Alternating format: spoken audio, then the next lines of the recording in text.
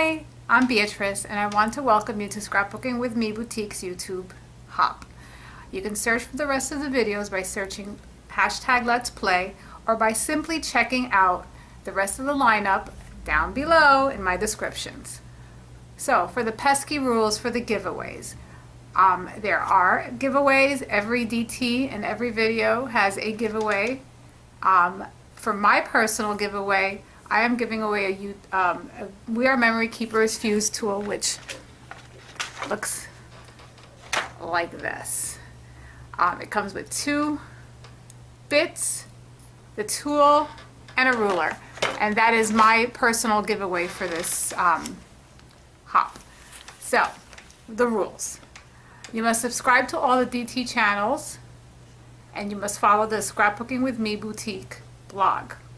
You must like and comment each video, and each DT member will have a hidden secret word in the video. You must collect all of them, and then at the end of the hop, which will end at the Scrapbooking with Me Boutique YouTube channel, you must comment on the video, and your comment should contain all the words. So be creative. I know there's going to be a prize for most creative comment, and that will be one specific prize, and then all the other prizes will be given out to random winners. All comments must be posted by midnight Central Standard Time on October 18th. So you have about 2 weeks to comment on all the videos. They're all roughly about 10 minutes long, and I hope you enjoy my video. I will be showing you how to use the We Are Memory Keepers fuse tool, and I will be creating 2 cards with it. Thanks, and here's my video. So we're going to work on 2 cards. The first one is this kite card using a Stamps for Life stamp, which I've stamped the image and then cut out the negative space in the kite. The second card I will be making is the clear die cut. As you can see, it has a clear front to it, and you can see my sentiment through it. And it's by using a die with and a Big Shot. So I'll show you both because not everyone has a die cut machine or stamps. So for the first card, you're going to, actually for both cards, you're going to take an 8.5 by 11 piece of paper. You're going to cut it in half to 5.5 by 8.5, and you're going to score it at 4.25. Then you're going to take a card face and cut it down to 5.25 by 4. And this could be a pattern paper or a cardstock paper. You're going to stamp your image, and you're going to try to stamp it as inward as possible. You want to try to stay at least 1/2 inch away from your edges of the paper. I'm only going to do 1 stamped image to save time, and once it's stamped, you want to take either a marker or colored pencil, and you want to give your lines some color. You want to try to stay in the line so that when this is going to be the front of your card, so you want to kind of keep it neat. So you can use different colors and you can shade, and then you want to take your X-Acto knife or whatever kind of knife you have and just cut either free-handed or as I'm using a metal ruler to cut my the inside of my triangles out. You want to give it about, I would say a little less than 1/8 of an inch in from the line, so that you can have, so it could have a little bit of a shape. And as you can see, I've done that already to both my kites.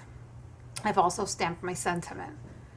So you want to use some sort of hard surface, like either a glass cutting board or a ceramic tile, or as I'm using this Fiskars mat.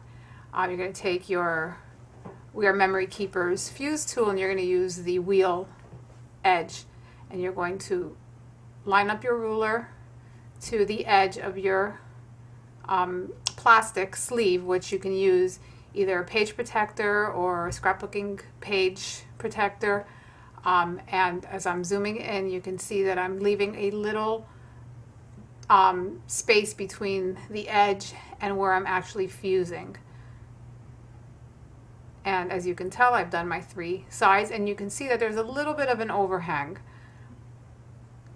So now I'm going to work on my second one for my second kite. Again, you take your fuse tool, and you don't have to give it too much pressure. You want to have a heavy hand, but you don't have to dig into it. A normal weight is fine. You're going to fill your pocket with whatever confetti, sequins. I'm using little heart sequences. I'm also using a jumbo glitter in an iridescent color. You can use any kind of memorabilia you'd like. For a card, you want to kind of stay as flat as possible. And you don't want to fill them up too much, because then the things won't shake around. And that's the little heart that I actually used. Okay, so now I'm going to seal my bag, or my pocket rather. And I'm going to give it 2 go-overs, just because I have sequins and it might be stuck in it. And as you can tell, nothing's falling out of it. And now I'm going to do the same to the second one. And for the second one, I'm using some blue sequins, and also different tones of blue, so that it has a little bit of a, depth to it. And all these, that sequence pack was purchased at the boutique, at Scrapbooking with Me boutique. So I'm also going to use these little stars that are like a little bit, kind of like a coarse glitter, and I'm pouring them in there. And now I'm going to fuse my edge once again. So now I have my 2 little shaker bags, and I'm going to glue them down to my card front. And you want to use a double-sided adhesive, like a score tape or the red double-sided tape. Either one works. I'm using I believe this is a 1/4 inch tape, and I believe this is scrappy tape actually. And for this card, you only have to do one side.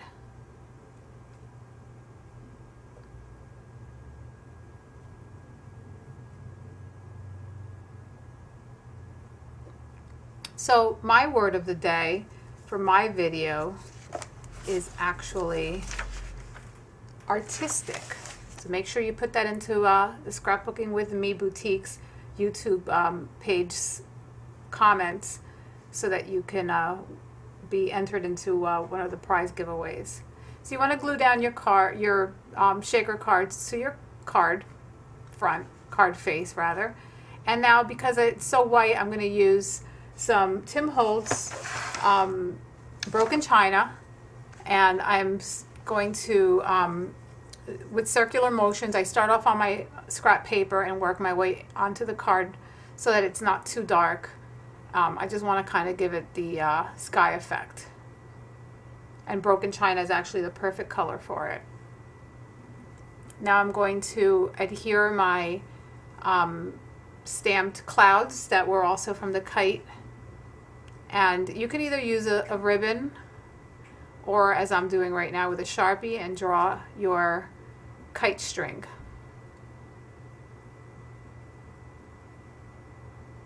I'm going to take a foam piece of foam tape, and I'm going to glue down my my clouds.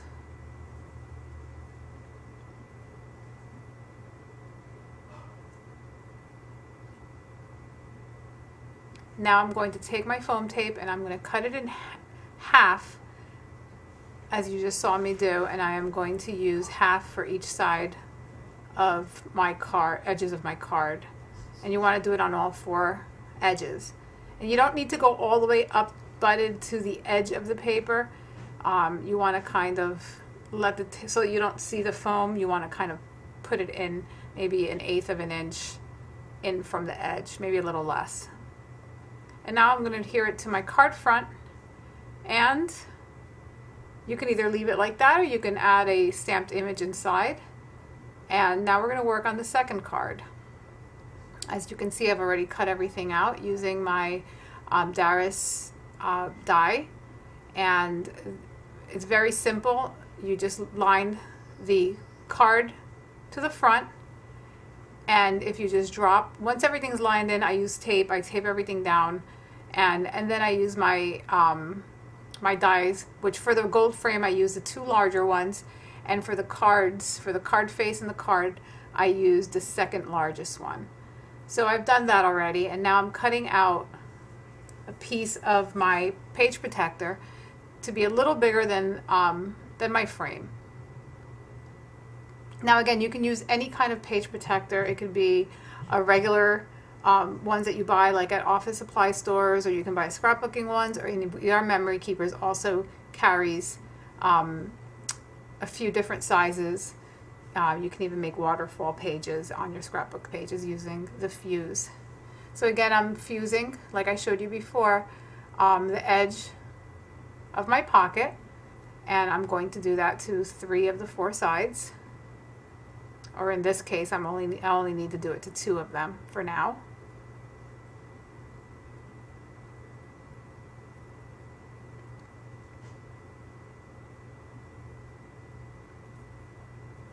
And then I'm going to fill my pocket, and I'm sorry I'm a little bit out of sight.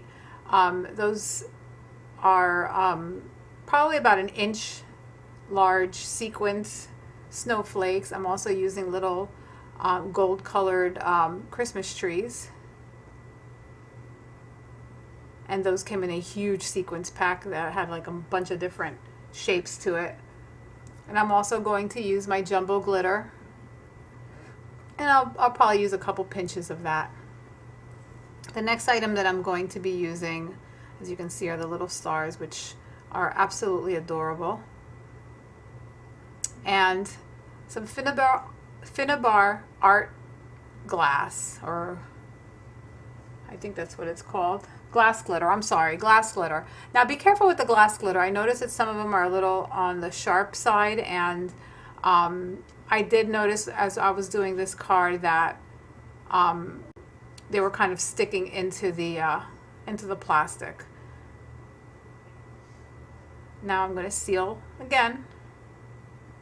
And you want to make sure that your bag is just big enough to be covered. As you can tell, I've already put the foam tape around the edges, and you want your little pocket to kind of fit inside of there. And for this one, because it's going to have the card base is also die cut, you want to adhere it to both.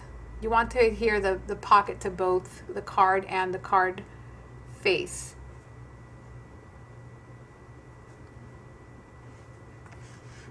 Again, I'm using scrappy tape, and I believe that one is 1/8 of an inch, maybe even, I'm not even sure, it's pretty small.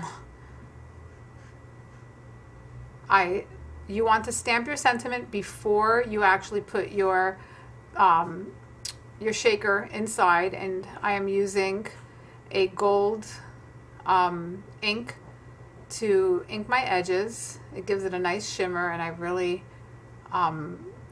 feel like that it gives it a nice finishing touch to it. Now we're going to take all the adhesive backs, and we're going to adhere the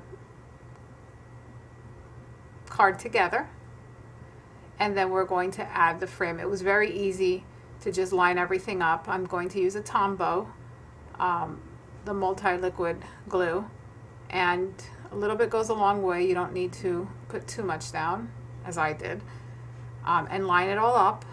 Make sure your frame is in place. And then I'm just going to finish my card up with my stamped Christmas tree. And I stamped it on the gold with white embossing powder and white pigment ink, and I just stuck it on with a foam, couple foam squares. So those are my 2 cards, and here's another project that you can easily make using the fuse tool, and it's a scrapbooking page. I hope you enjoyed my videos. Thank you so much for watching. Have a great day.